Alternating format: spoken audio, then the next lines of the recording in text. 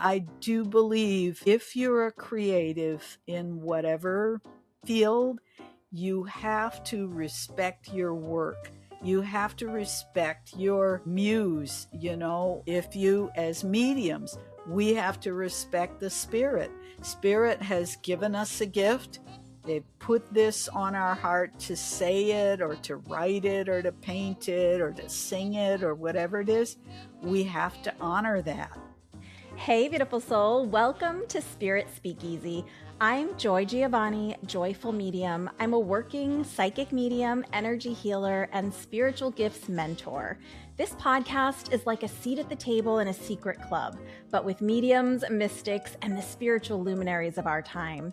So come behind the velvet ropes with me and see inside my world as I chat insider style with profoundly gifted souls. We go deep, share juicy stories, laugh a lot, and it wouldn't be a speakeasy without great insider secrets and tips. You might even learn you have some spiritual gifts of your own. So step inside Spirit Speakeasy. Hey, beautiful soul. Welcome in for another episode of Spirit Speakeasy. I'm so excited. We have a very special friend of mine and special friend of the podcast with us today. I'm just going to dive into her introduction. And for many of you, she will need no introduction. We are so lucky to have her. Help me welcome back Carolyn Marie Wilkins, who is the author of a very exciting new book that we're going to talk about today, Let the Murderer Say Amen. It is the second in the Psychic and Soul Food Mystery series. Her other books include Murder at the Wham Bam Club, Death of a Seance, Melody for Murder, and Mojo for Murder. And Carolyn's stories have been acclaimed and have appeared in Festive Mayhem and Wolfsbane, which is New England Best Short Story in 2023, among other accolades and recognitions.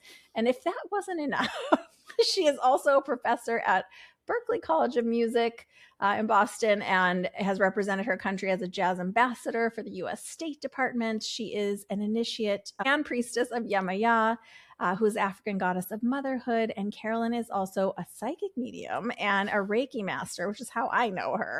And for more information, of course, you can go to carolynwilkins.com and we will tell you all the other places. But welcome in, Carolyn Wilkins.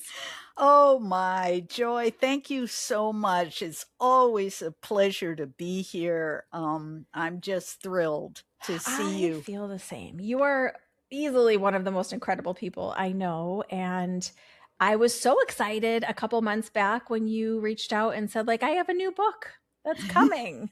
How exciting. I am really stoked. I'm going to actually show everybody.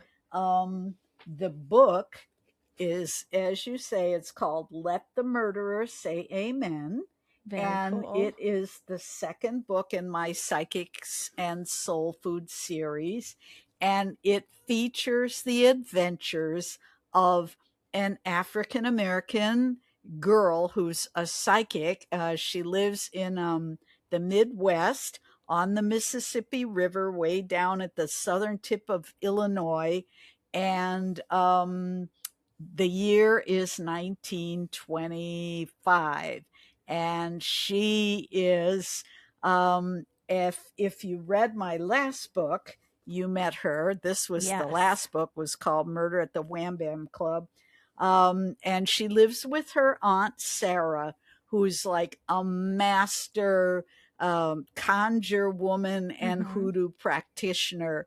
My girl, her name is Nola. Yeah. She is sort of what I would describe as a psychic in training. Like we're all in training. She gets bursts of intuition. She can see colors and auras around people, but she doesn't always get it right. Yeah. And particularly when it comes to her own love life, she tends to be a little bit off. And she has several adventures during the course of the book where she's trying to find out about the man in her life and some other things. And so, yeah, it's a fun story. There's a series of I will say mysteries. It involves a uh, sort of corrupt cult Mm-hmm. run by a quote bishop. He's not a real bishop, he's a fake Yeah. bishop. And he is an extremely charismatic psychic healer who has a lot of people under his thumb. And there's a whole mystery surrounding that, and Nola Yeah. ends up having to investigate around his situation. Um, and yeah, adventure unfolds. I Well, I guess want that's everyone what to I be able should to enjoy say. it. So I'm going to be careful about not giving any spoilers, but I Exactly. want to talk more about the book. I want to talk a little bit about your creative process. And then a little bit Mm, later, we're going to get to some guidance for anyone that wants to step into a creative undertaking. For me, that's yes. whether it's like recreating your favorite recipe or publishing a book or any other creative endeavor, because I think there's a lot of through threads. You especially, Yes. as I mean, not only are you a medium and a psychic and a profound jazz musician and artist of several kinds, but now you're channeling it this direction, which, Mm, like, this is an amazing way that you're leading the way. You just told me before we started recording that I'm one of the first to get the advanced copy to that's read it. right. And I was so excited because going into the book, we just exchanged like a couple quick emails and I didn't know anything about what your intention with the series was. And some series follow a place or a person or a totally Mm. different, maybe it's just a totally different pivot. And I was so excited to get to be with Nola again in this book. What Yay. I do want to say, I'm so glad you brought up the Murder at the Wham Bam Club, the first in this series, because while I also really loved that book, one thing I love that you did is, as a reader, you could step right into this book and not feel like, oh, I'm missing information or I don't know. Yeah, you'd have a little bit more of her background and the flavor of her and understanding of her world, but we get more of that in this book too. And so if you read the first book, it kind of enriches what you know about the character and her growth throughout these two books already. But if you didn't get an introduction to this character already and you just picked up this book, you really can naturally just step right in and Yes. just in her dialogue understand a lot about her. Absolutely. That was my intention. I did not want people to feel that they had to read a whole other book Yeah. in order to get caught up on her story. So you can jump right in with Nola, and hopefully you will get a feel for her right away from the very first page. Well, the great thing is, for me, like, I fell in love with her in the first book, but if you're just coming to Carolyn's work in this way with this story, there's another book. So you could also, like, you might not have read it yet, but it's like, oh, I want to get that one too, because Yes. um, it's just, I don't know. I love the story. I love the time period. You do such a beautiful way, which is why I think last time you guys can find that episode about Murder at the Wham Bam Club. But Carolyn also has shared her gifts with us in other ways on the pod. So I'll link all those below.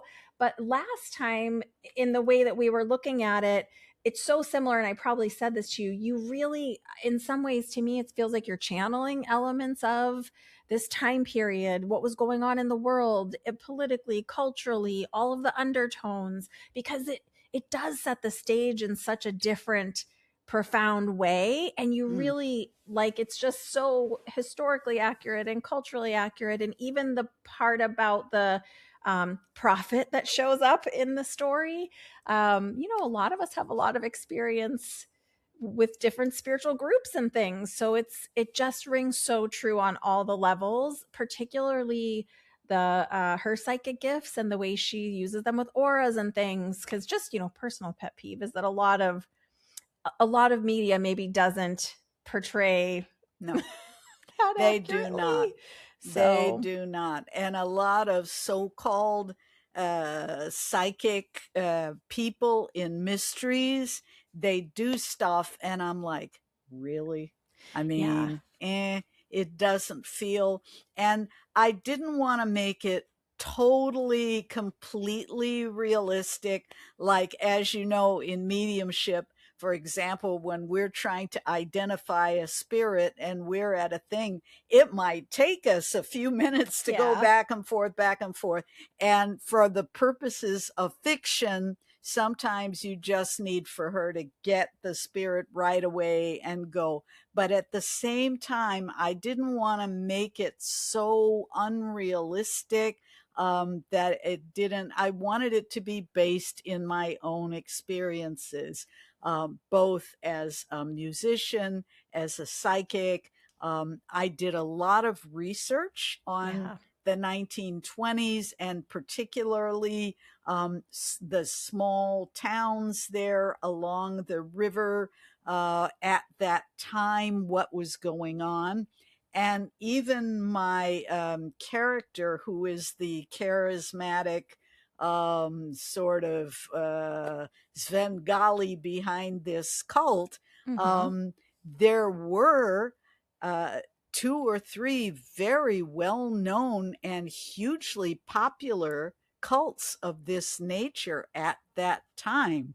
There was a Wow. man named Daddy Grace, had a huge following and considered himself to be the reincarnation of Moses, and Yep. people would give him money and they bought him a Cadillac and like all the things, right? And yeah, there were two or three different people like that. Father Divine was another one who actually had an interracial group at a time when that was very, very rare in the 1920s. So I tried to base the things that are in my story in at least some level of reality Yeah. before I then take them off into the land of fiction. It definitely feels that way. And I will say, just Mm. to go back to the way you described it about her gifts and how places you had to get to the point, knowing you as an artist and as a musician as well a little bit, I could feel how some of it probably came out in the editing and some of it was probably that creative restraint of like what do I need to give them so it's enough but doesn't deter us from what's actually happening as it relates to the overall story, because that's the track we're on. So I felt like that was an amazing balance, or that you found kind of that sweet spot of like, okay, it's enough, especially for, you don't get too in the weeds of like, oh, you'd have to really understand how these gifts work to even understand this book. It's not that at all. It is a fun, almost like secondary character or element of the main character, but I think you do a really good job with how Thank much you you. give and how much you just leave out. Thank you. And I will say, going a little bit to what you're going to talk about, the creative process, when we get into that, I do want to talk more about editing, because editing is a huge part of writing. And Yeah. people don't always realize that. I think they have this vision of, oh, I have a story. Yeah. I know what my story is going to be. I sit down at my computer, I reel off a brilliant string of words, and that's it. I'm done. It's a book. And in fact, it's hours and hours of going back and pruning, cutting, adding, reading it, rereading it, Yeah. rewriting it. It's a whole process. And part of what you're looking for is just what you said. Is this realistic? Is this believable? Without weighing my reader down with 10 trillion details Right. that maybe are interesting to me, but not so much advancing the story. I want to keep always Yeah. the book to be entertaining and move the story forward. That's the main thing. I mean, but you also, to me, it just feels like a symphony in its own way, because you're Hmm. also balancing that with wanting to honor, the people that lived in that time period and what it would have been like for them. And even as you're saying that, I'm thinking about, like, how do I say this without saying anything? Uh, when the murder happens in this story, just Mm-hmm. like in any murder mystery, it's who are we looking at and why are we looking at them and who's giving that information and why are they That's pointing right. that way, and there's That's all these right. undercurrents and layers of like, what's going on in the time period and the culture, and that these are Black characters, and all of it is this wonderful symphony with then the realistic perspective of these gifts plus the religious aspect. And Yeah. that truly they're, I think this comes out in the other book, but it's like they're in these situations, just like in most stories, in a precarious way because they're there to do a totally different job catering, and they have a different business, and then these shenanigans and mishaps and gifts are all just a part of it. So Yeah. I just really, I loved it. In case you can't tell, I thought it was so Joy, good. thank you so much. I love talking to you about it because I truly feel like, oh, she got it. Oh, good. You have no idea, as an author, how rewarding it is when you feel that someone has read your book and truly gets it. Yeah. It really, it's the reward and the payoff for all the hours of work that go into the creative process. Absolutely. Well, let's talk more about all those hours of work that goes into the creative process, because I just, first of all, you know me, my mind's always running rampant. So I was like, oh, I could see a potential for her to one day, move this into a mini series or like a limited series, how we keep seeing now, or a movie or something else if you chose, or even on like a stage performance. I could easily see Nola as like a stage character. Aw, that's awesome. Do you start with, I keep relating it to like when I was doing acting, and some characters, even if you're just reading a segment of the script, in order to really step into their energy, you might have to create a backstory for them or some different elements of them. Do you start with the characters and kind of their friends of yours inside? Or do you start with knowing, oh, I want to do this as a murder mystery, or maybe a little bit of both? That's a great question. Um, I had in my mind, and particularly because this is the sequel to another one, a lot of that work had already been done because I have to use the same characters. It has to be a murder mystery because the first one was a murder mystery. That's what people are expecting. But once I had the main characters in place, then you're thinking about what story do I want to tell, and what kind of characters would show up to interact with the people that I already have in place.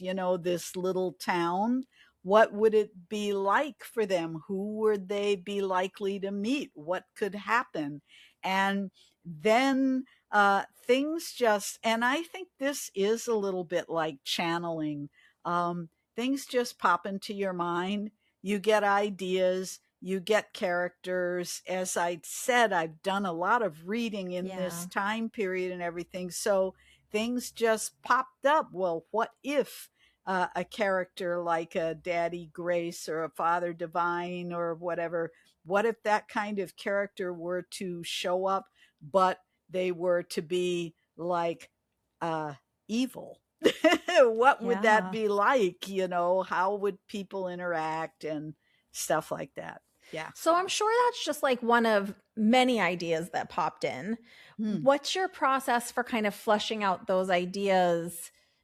Is it like you just then dive into more of a research, or is it that you kind of flesh out some of the story of where it might go and test it? How do you go about it? That's a good question. Yeah.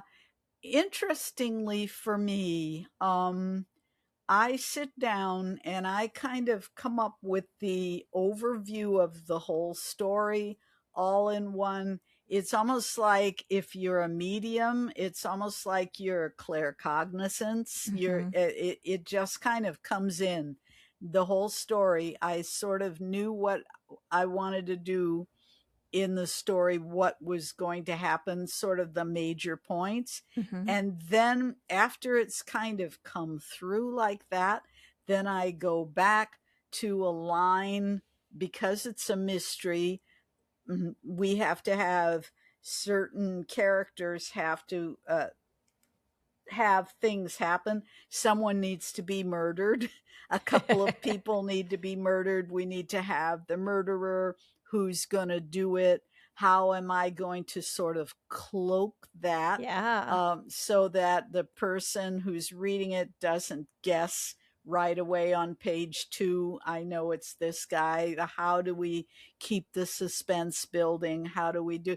So the overarching concept comes in very quickly. And Okay. then there's detailed planning and an outline to sort of come with how is it going to unfold in such a way that the reader can really feel a mystery unfolding as Yeah. it goes. That takes work, and then actually writing it is another whole level, because the prose needs to be clear, it needs to be Right. good, it needs to capture the reader, no extra words, no extra information bogging it down. Yeah. Like Goldilocks, not too much, not too little, Yes. just right. So there's a lot involved in it, and it comes in stages. But the Okay. first stage of having the vision, I want to write a book about a cult in Southern Illinois in 1922, and I want my psychic to be involved with trying to solve a murder. That comes right away. I have so many follow-up questions. Okay. Ah. First, if someone is thinking, oh, I've thought about writing a book, maybe I could write a book. Mm-hmm. You said that you've read so much, and I know, just because I know a bit about your family history, some of the most amazing folks that have ever walked the earth, as you know, but you have a connection to most of the elements in this story, I would say, and all of Yes. them on some degree. So Mm. would you encourage people go with a fun idea that you have, or lean into what you know, or maybe find a way to make that fun idea fit into the scheme of what you know? What's your guidance there for people that Yeah. don't have it fleshed out? Yeah, that is a great question. I always recommend, because I will say first, writing a book is really hard work. Yes. Okay. It is We're going to hard keep drilling work. into that, because It it is is. hard work. So it needs to be, the point is, you need to be really excited about wanting to do it. Yeah. You need to be like waking up every day going, oh, I can't wait to go down and work on my story. I'm really excited. So often, when you're writing a story, it is extremely helpful if you can be writing from something that comes from your own experience or your own deep research. And it definitely should come from your own passion. Yeah.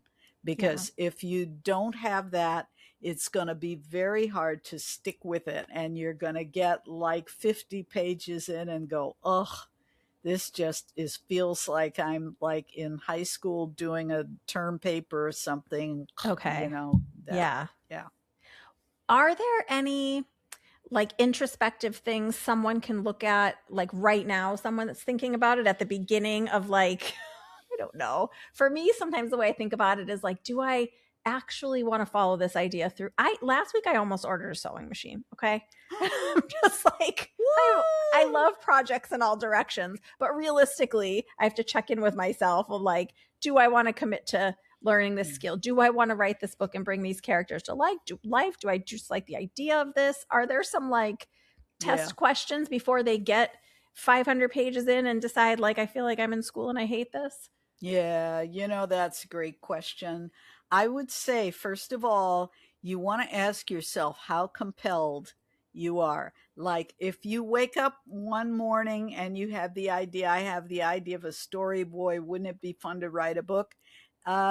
Sort of write down maybe your idea about the book and then see if the following day you still have the same passion. Just Yeah. imagine that if you are writing a book, first of all, you don't want to think about, oh, maybe I could get paid to do this. I've had people say to me, oh, I'm retired, I'm looking for a second income, or, I'd like to supplement my income, or I hate my job, I want to quit my job and have a new job, Yeah. and I think I'll write, that I would definitely not pursue That's as a great way, advice. because writing is, I mean, yes, Stephen King and those famous writers who write and have huge bestsellers, yes, you can make a lot of money. And maybe if your book gets optioned for a movie or something like that, it could be a lot of money.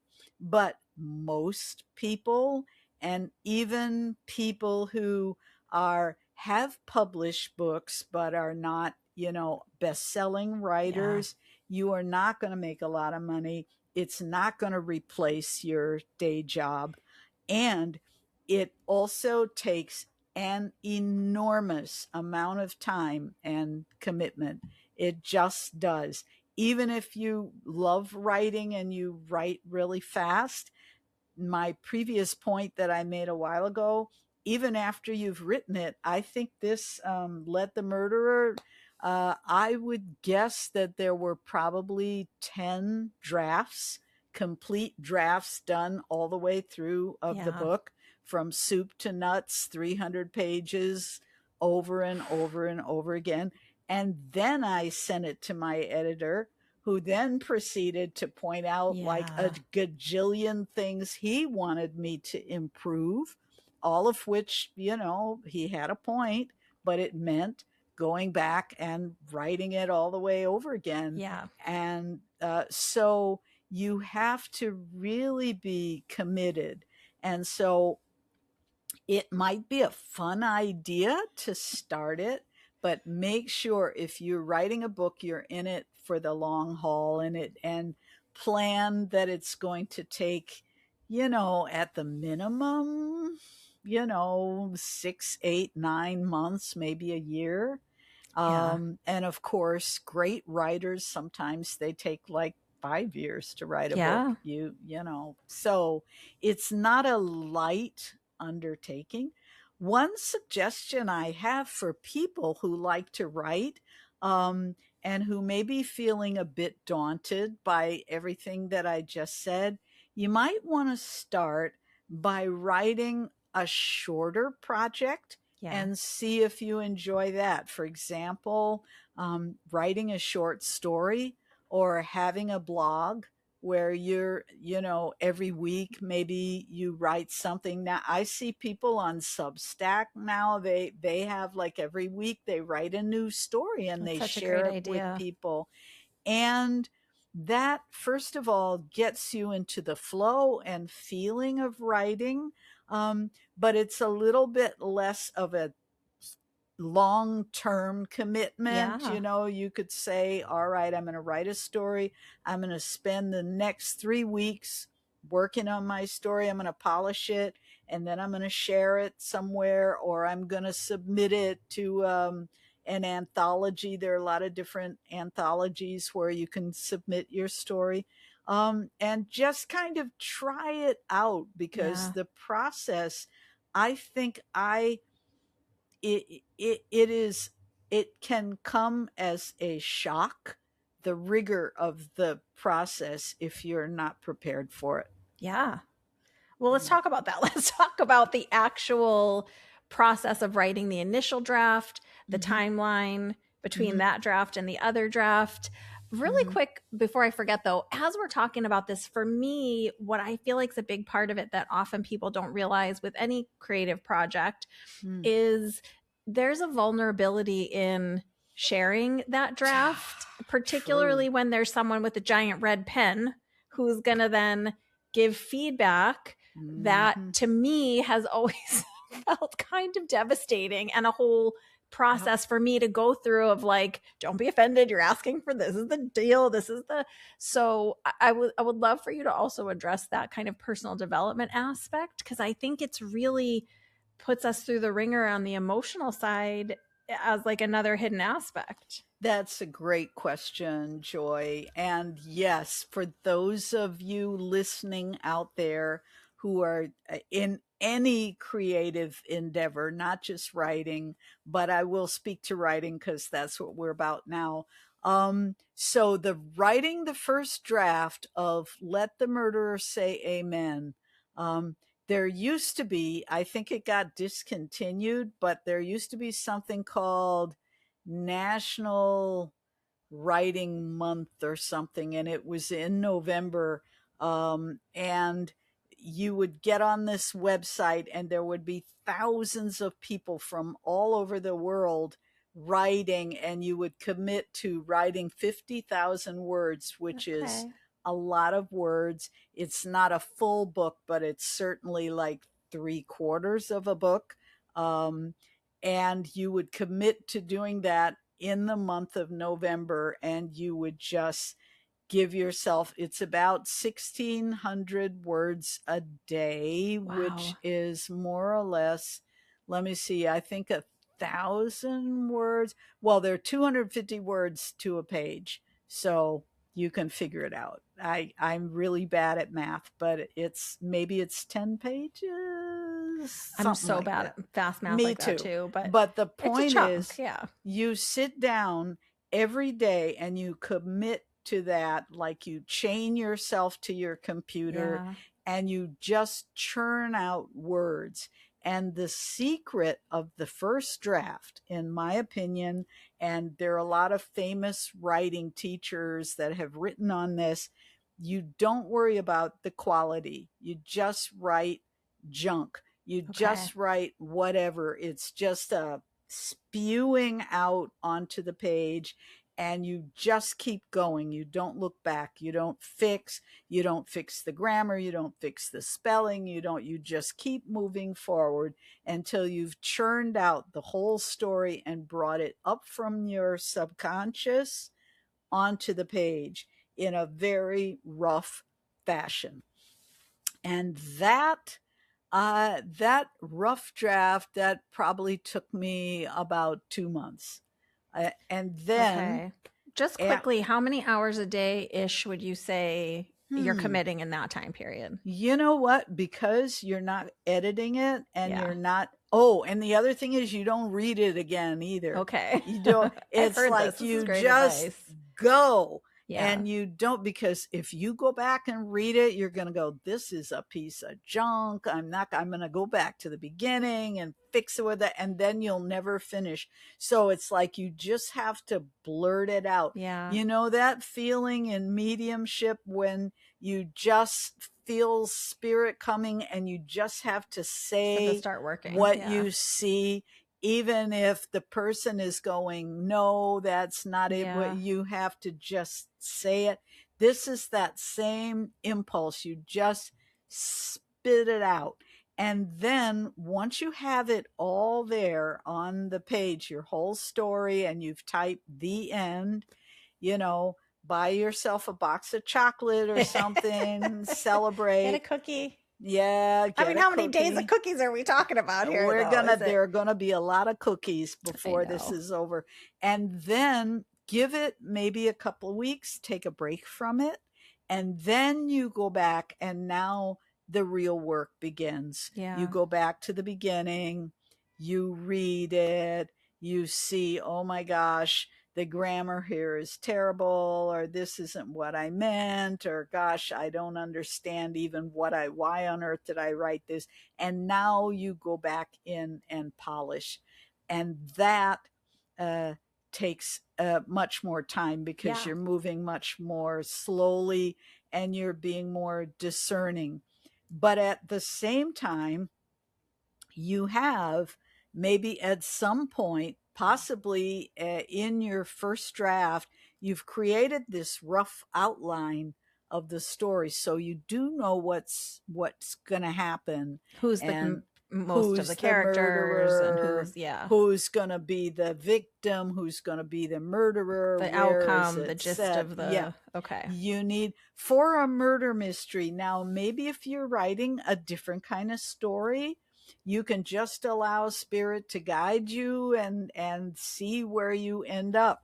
But I have found, for me, as a murder mystery, I like to have the clues. I like to know where, and that all takes like strategy to Yeah. plan that out. So anyway, in conjunction with your outline and your first draft, now you begin to go back and Okay.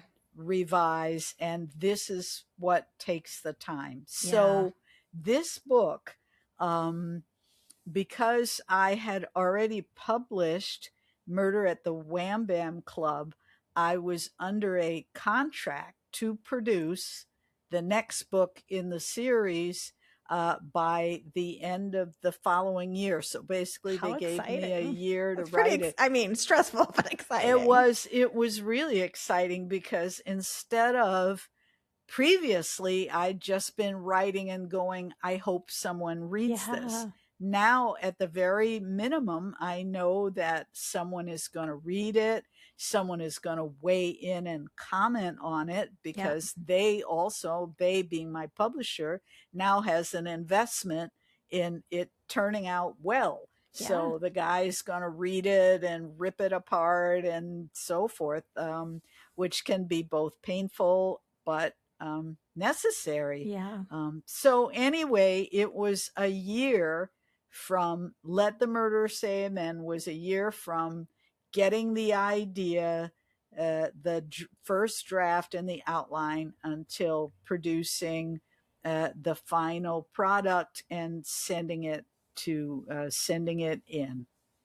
You're a busy person. Are we talking about like 20 hours a week average for this year, or two That's a hours good a day? question. I'm sure When, it fluctuates, but I think so. And I think different people are of different. course, yeah. And you also have to factor in how long can you concentrate on something. Yeah. Because sometimes, I don't know if you've ever had that experience, but you're sitting at your computer and you like working, but your mind has wandered off, or you can't think straight. You're so Yeah. tired and you're not, then it's not productive. So I would say, rather than the hours, what I try to, although I will say this also, set yourself, and this is my advice to people, Mm-hmm. set yourself a window. Like, I'm giving myself 2 hours this morning. I like first thing in the morning, because Okay. my mind is, after I meditate and I have my breakfast, then I sit down and I focus, because I find my mind is more clear. Yeah. But I have also found that sometimes, once the story sort of takes a hold of you, Mm-hmm. and once you begin polishing the writing and you can begin feeling it birthing almost, Yeah. it can kind of like grab a hold of you, and then you Okay. want to just sit at your computer and work at it till it's done. Okay, um, I would love to hash this out a little bit, because for me, I haven't really talked about this much with anybody besides myself. But I used to be a studio artist, and I yeah. painted and did Mhm. mixed media and kind of Mhm. large pieces. And with kids and life and things, it got put aside, and it has been calling back to me for several years. And I've been diving back in and creating time. One of the interesting pieces about the way I work is it doesn't really work for me to sit down and stare at a blank canvas, which I know is sometimes part of writing. So it's a little bit of a Mhm. different thing. Mhm.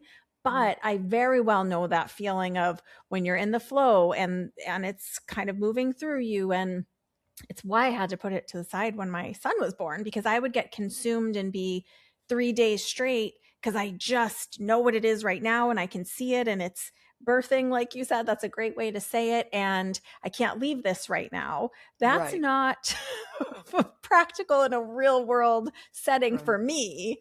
Right. So, how do you kind of reconcile the discipline with like the artistic process that seems natural to a lot of us? That is a really good point. First of all, I will say I'm blessed now to be retired, and I do not have, I'm busy, but I Yeah. don't have those same kind of commitments, nor do I have young children, because I do think that's a different kind of thing. Mm-hmm. But that said, I know many writers that just if you have young children, you get up early before they're up, or you Yeah. stay up late You after find you've the put times. them Yeah. to bed, and you carve out, I would say this is the key thing about the artistic process in general. One must carve out for oneself time where people know they cannot bother you, that my spouse knows if he sees me and I'm tooling away on the computer, I'll be like, nope, not now. I love it. Whatever it is, talk to me about it later. You have, or maybe you have a room or a study or a studio where you go and you close the door and you carve out time. And then this is the other part of the artistic process, discipline. You say, all right, this is it. This afternoon between 3 and 5, I'm going to go to my room. I'm going to close the door and I'm going to sit and work on my story. And even if I'm in there and I can't think of a thing to write, I'm going to sit and write. I can't think of a thing to write. I'm just Okay. so frustrated. This so sucks. I hate this. I don't know why. Blah, blah, blah, blah, blah, blah. And then before you know it, you will start getting you. It's like you prime the pump, and eventually it will come out. And then at the end of your 2 hours, you can say, okay, well, I paid my dues today. I put in my time doing what's important to me, Yeah. because I do believe if you're a creative in whatever field, you have to respect your work. You have to respect your muse, or Yeah. if you, as mediums, we have to respect the spirit. Spirit has given us a gift.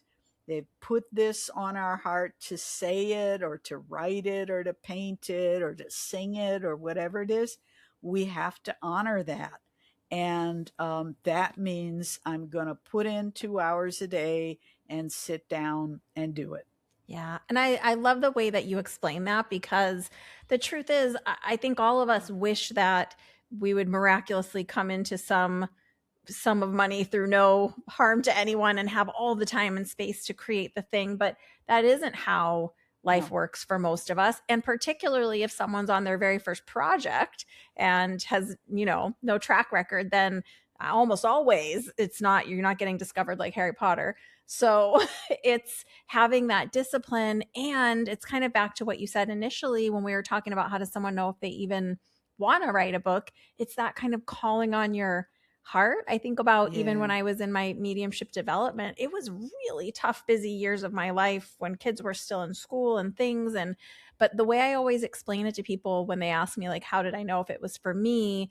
The best words I have is like, it's that thing that I just couldn't put down and just wanted to keep coming back to and picking up, even if I didn't have time or even if it didn't make sense at the point.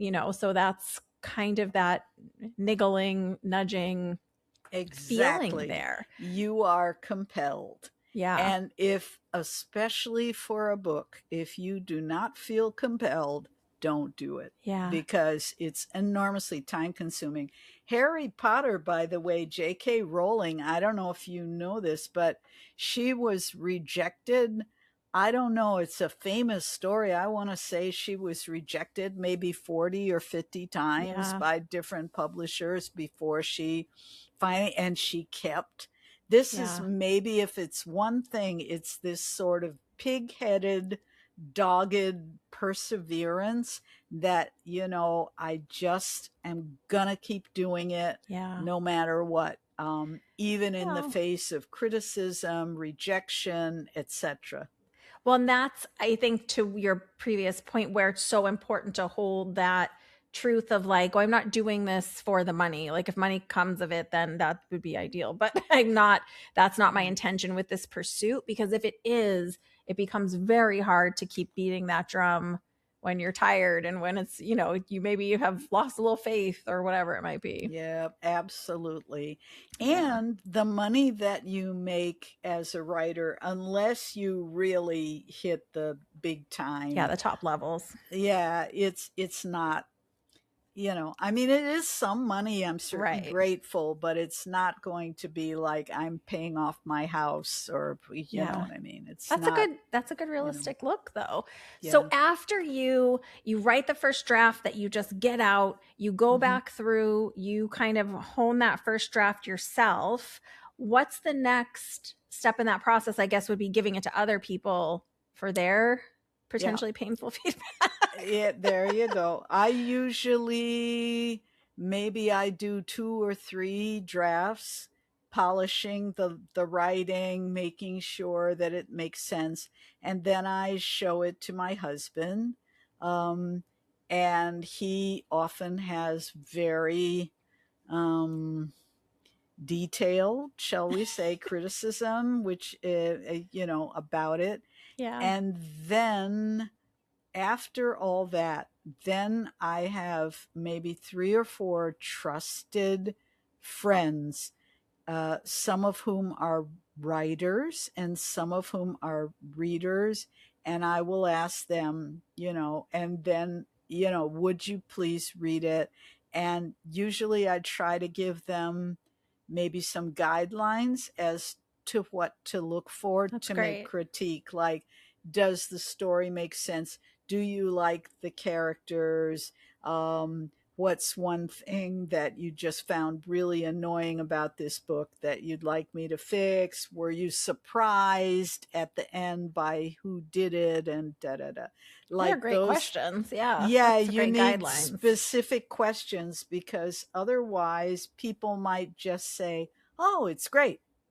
And then, Yeah. I liked it. I didn't like it. Whatever. That's yeah, not that's helpful. not Yeah. helpful. No, it's just like with mediumship. You need someone who can not only say, well, you missed that, or why Right. didn't you see the brother-in-law there standing behind, but also a good teacher will then say maybe why you didn't catch the Yeah. brother-in-law, or what you could do to improve it for the next level. So after I get the feedback from those people and I incorporate it, then I will send it. Since this book was already under contract and Hmm. I had gotten all that, then I sent it to my editor at the publishing house. And then he read it and made a whole slew of more comments, which I then fixed. And then he then sends it on to someone who does what's known as copy edit, Hmm. which is the detailed, itchy, picky, you need a Grammar comma and punctuation. here, Yeah.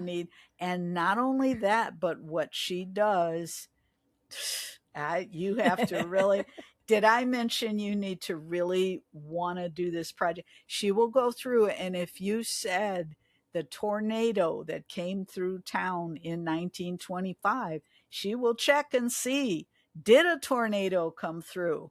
Oh, the tornado was actually in 1924. You need to fix that. Or Oh my you gosh. misspelled the name of this. It's like a very detailed fact check if you have facts. I mean, yes, I'm Hmm. writing fiction, but if I refer to real people, is it accurate? Is the date that da da, and then plus the grammar and all. It's a very Wow. picky. And then when all of that is done, then they will lay it out. Now it's getting close. Um, and they will go ahead and lay it out in the format so that it looks the way it's going to look as a book, with the typeface and the chapter headings and those Okay. kind of things. And then they will send it to me again for me to read, to make sure that there are no mistakes. Like, does everything look right? And then you read it through Yeah. one last time. And then, God willing, that's it. It goes off and they publish it. Then they send sort of a proof copy that is like a book, but it's in paperback. And that's the one they will send to reviewers. and people that they're hoping are going to write wonderful things about the book. Critics and things. Yes, that's how you, well, you didn't get a paperback copy, but that's what they send out. And then from there, they will then eventually publish the actual book that people buy. Wow. It reminds me of when I was in the acting world. And one of the things that was so surprising to me, kind of as like an outsider working my way into work, and as I kind of climbed a couple rungs on the lower part of that ladder, the team that is required, that from the outside you would never know that there's this team of people, and the importance right. of like publicists and what they do for you, and actually what their piece of that pie is, kind of how you were saying the copy editor, right? Who are the people? I mean, because this is, you've written several books, but this is, you've gotten picked up now, you have this contract. Who are the players for you at this level on your team? Yes, and that is so important. And I will give a big shout out to my team at Kensington Publishing, because they have really been great. I had a smaller publisher for my first three books. Um, and I have also had a university press that was what I did for my the two memoirs that I wrote. um, and the smaller publishers, they do not have the resources to really give you a team. They mean well, but it's mostly on you, and they will read it. And they did have a group of people, for example, to design the cover, to design the way the book, to lay it out, to edit it. That they did. But then once the book was actually out in the world, oh, and then also what they did was make sure that it was available on in All the at places. the online places. But Okay. because they were a small press, the book was not going to show up at Barnes and Noble or in some these other brick and mortar places, because they did not have the resources to get it distributed. That so my big step up was to go with Kensington, which is the largest independent publisher. It's right below the Simon and Schusters and those people. It's a rung below, but they're still pretty big. And now I have a team, and that means obviously I have an editor who reads and comments on it, and he has the copy editor that assists him, but they also have a publicity department.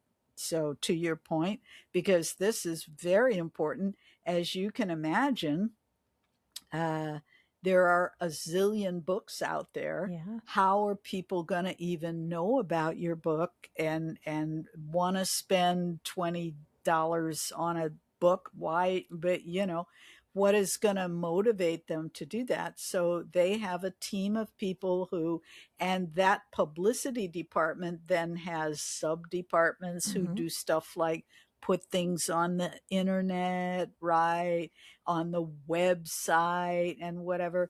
And they have been great in getting me opportunities to speak about my book in different places, to do book launch events and so forth.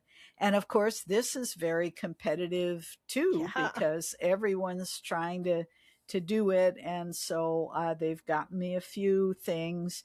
And then I also have gone out and tried to get my own opportunities, like you, for example, graciously agreeing to interview me, and stuff like that. But it takes a village. That's the truth. There are people who make the cover.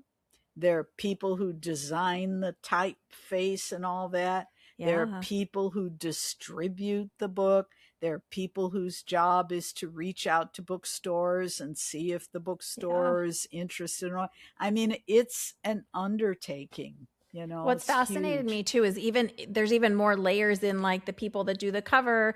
There is science and data and surveys behind do people prefer a person on the cover this year? Do they prefer bold type, small type? You know what I mean? Like the colors, there's science All of and it. it's not no one's guessing at any part in this No, no. process. But how did you just quickly this is amazing that you're in such a place right now and I'm so excited for you. The first book that you wrote, you didn't really have the team, right? You didn't really have the introduction yet. What's the process of you getting kind of your foot in a door or getting recognized? How did that ball start rolling? Because I think it's always interesting in the process. We as outsiders sometimes think like, even I mean, my only references are like the acting world, like, oh, this person like rose to success. When it's like, oh yeah, you didn't see these like No, 17 years of independent films. And thank you. so how That's will it. you talk more about that part of it? Sure. Um, the very first book I wrote was a textbook, actually, because I was teaching at Berkeley, and Berkeley had its own independent press. And they wanted textbooks that they could then, of course, sell to the students. And me, as a faculty member, they asked me to write one. So that was my first book. And then after that, when I realized that I could write a book and how fun that was, Yeah. I thought that I would like to write a memoir about my family. And this is when I wrote two books about my family. And that first book that I wrote about my family, which is called Damn Near White, An African American Family's Journey from Slavery to Bittersweet Success, was about my grandfather. And that book, um, I was just a rookie out there. I didn't have an agent, I didn't have anyone. Um, and what I decided to do was the book was there. There used to be, I think there still is, a book called Publishers Marketplace, which is a whole huge, thick, at that time, an actual physical book that talked about the available markets and places where one could market a book, and particularly where, if you didn't have an agent, you could place your book. And what I realized was that because my grandfather had grown up in Missouri, and the University of Missouri had its own press, and they had a whole special category of books about Missouri, and particularly African American history in Missouri. So they took that book, and the thing that worked there was because I knew what they were looking for, and I had the kind of book they were looking for. And I will say, for those of you who may have a book that you want to market, you want to be, don't just randomly send it to every available publisher. Mm. Find the publishers that specialize in the kind of book. If you have a cookbook, be sure you send it. Or maybe it's an Asian cookbook. Who knows? Maybe there's a company that specializes in Asian cookbooks. Try to find a local angle. Try to find, you know what I'm saying? You're Yeah. looking for an Connective angle. threads and yeah. Yes, you are. And so my fiction book, my first fiction book then, um, was Melody for Murder. Now this is a murder mystery, and I'm trying to figure out how to get it published. And that one I did send to a whole bunch of places. A lot of places would not even look at the book because I didn't have an agent. And Mm-hmm. that's one sort of gateway that they use to keep out the many hordes of people who are hoping to publish a book. They arbitrarily say, oh, you don't have an agent? Yep. So I was lucky to find this one small publisher, and I did send to like a gazillion places. And eventually, a small publisher was a husband and wife couple. And he read the book and he really liked it. And he said, well, we'd like to take this on. And so I did 3 books with them. And then I decided that I was wanting something a little bit larger because of what I was speaking about, the team, everything that we've been talking about. It really makes a huge difference. It And I was lucky too, maybe partly based on the strength of having already now written the textbook, the 2 memoirs, and 3 murder mysteries. That's 6. I think that's 6. Whatever. It's a lot. Either way, I was able to then get an agent to represent me, and she sold my book to Kensington, where I am plus now. You'd had some like recognitions in those times, and you'd been That's right. getting the book places, and you'd been still sharing about it, I'm sure. And so yep. I love the way you're explaining it, because it really is this like churning of story that's very similar to like acting. It's very hard to get in the door if you don't have an agent. There's a lot of places that won't even see you, just like you said. So it is that tenacity, and the word when I was a kid was stick-to-itiveness. Yes, my mother used to say that. It's a Boston word, maybe? I don't know. I don't, but it's so true. It's like you need that ingredient for this long haul, for sure. Yes, you do. Yes, you do. And to be dogged with it, and to know that this is something Spirit gave to me to use somehow, and it's my job to try to do my part. I can't control whether, this happens or that happens, but I can control getting up every morning and saying, okay, I'm going to sit down and write this story. I'm going to make it as good as I can. Okay, I'm going to send one more query letter. Okay, that. Well, I have been repeatedly grateful for the ways that you have shared all the gifts that Spirit has bestowed upon you, that you've also worked really in a dedicated way for. I only have a couple more questions, and you don't have to answer them completely, but as this profound writer and creative that you are, do you within yourself know where Nola's going next? I do. Okay. Because there is one more book in the series. I was going to say, how many are in this series? Yes, so far there's one more, and that book has already been submitted to my editor, and so it's in process already. Read it. It's in the hopper, so to speak. So it's already been churning. This time next year, knock on wood, it will appear in the public. Exciting. And is there any potential that you might consider? I mean, I think there's a lot of things you could consider potentially, but almost like a White Lotus style, where maybe we meet another character, and then not that Nola's completely left behind, but then we're also following the thread of like this other new primary character. Kind of like a spin-off, how they used to do, or like I keep thinking of like White Lotus, each season we're following someone from the last season who then opens up into a whole new murder mystery of sorts. A lot of that depends, because I'm now blessed to actually have a publishing house and an editor. A lot of it depends on what they are interested in. If Nola does really well and people like her and continue to want to engage in her, then they will ask me to write another book.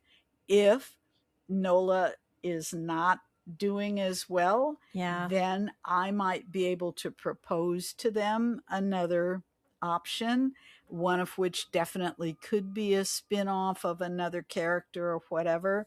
And I would then have to write up, just like in the film world, like a treatment, and probably give it to my agent, who would then look it over and see if it looks feasible, and then she would try to convince them to do. So far we're not there yet. We'll just see how things go. I would love to get to continue to follow Nola. not just on her adventures, but like as she kind of develops more in her psychic gifts and all of that. And I'm sure you've got an endless amount of inspiration for like Nola on tour and where she could possibly go in this world and why and with whom, I want to say, which is sort of the cliffhanger that we're left with. It seems like there's a button on some part of her relationship life, as you said. That's a complicated secondary story for her. Absolutely. But with Nola and the character that she is, she's such a thinker and such a feeler of challenging, like, well, why do I have to do this way? Because women have to get married, or because, this or that I'm not entirely convinced as the reader that she's going to continue exactly as it might lead us to believe at the end of this one. Joy, that is great. And it's a great point. And once again, a little writing tip for anyone thinking about writing a series. Your characters will need to grow and evolve because, no one stays the same, not in life and not in stories, or at least not in stories that I want to read. I want to see evolution. Nola's relatively young. She's in her early 20s. She's still figuring out the whole relationship thing. And, so she's going to evolve and things are going to happen. And that to me is part of what would keep someone interested in coming back to read more books about her. Well, that's certainly what it's done for me. And I know that it will also stir lots of potential ideas and inspirations in anyone else. As we're recording this, the book is still in pre-release, meaning you can pre-order the book and get like first in line, which I highly recommend. I know that there are going to be both digital and physical copies available on the release date, which is July 28th. That's right. Will you tell us all the places? Also an audiobook. Audiobook is coming. Are you doing the audiobook? I am not doing it, thank goodness. They hired someone else is doing actress to read it. And my first book is also available as an audiobook. So for those The Murder at the Wham Bam Club? Yes. Oh, I'm going to re-listen to them. Yes. Because I heard The Most Terrible Computer Reader, because that's how I listen as audiobook typically. So I'm so excited. I'm going to go listen to them again on audiobook when this new one's available. The audiobook. I am a huge fan of audiobooks. Me too. And I love walking. I get out and walk. And that's when I do a lot of my quote reading. I put an audiobook on and walk. So there is coming out The Murder at the Wham Bam Club. The first book is available in paperback, in hardback, in audiobook, in large print. For those of us who are moving on in years. We're all going to need large print at some point. So. And in as an ebook. So you can get that in all kind of formats, and you can get that wherever books are sold. Literally. And we can find the audiobook on all the Spotify and Apple Pod and all the places where you get it. Oh, I'm so excited. And this new one, same. The new one, Let the Murderer Say Amen. Right now, that is available in hardcover. It's available as an ebook, and it's also available in audiobook. And that'll all be released on July 28th. July 28th. And meanwhile, and since that's only, like 3 weeks or whatever, pre-order your copy, and then July 28th, they will mail it to you. Well, if you are someone who loves audiobooks, I bet you if you go in there and do the internet magic, it will alert you on the day, so you don't have to even think about checking in about it. Wow. Well, I am always inspired by you and grateful to know you, and this is no different. Thank you for putting this work out into the world. And I'm so excited for you in this new rung of your ladder, and thanks for sharing all the nitty-gritty tidbits with us. Oh my gosh. Thank you so much, Joy. It is my great pleasure to be on your program. I think you're just the best and the best interview. You ask the most interesting questions, I will say. Aw, well, thank So, you. thank And you. I will also put in the show notes Carolyn's other episodes so you can get all the dirty details about Murder at the Wham Bam Club. Plus, she was one of our inaugural guests way at the beginning of the pod in 2022, if you could believe it. Oh my And we gosh. talked about trance mediumship and trance piano. Did I play and the piano? You did a trance piano healing session, mini session for us in that reading, so, or in that recording. So look in the show notes because I'll have all of those links as well. Gosh, and Joy, thank you so much for being here. I hope you will return for the next book, which I'm so excited about. Absolutely. I will see you next year for sure. Awesome. Thanks for sharing your gifts. And for those of you listening, you will see another episode. Friday are the mini reading episodes, and Monday are the full episodes. Big hugs, lots of love. Bye for now. Bye.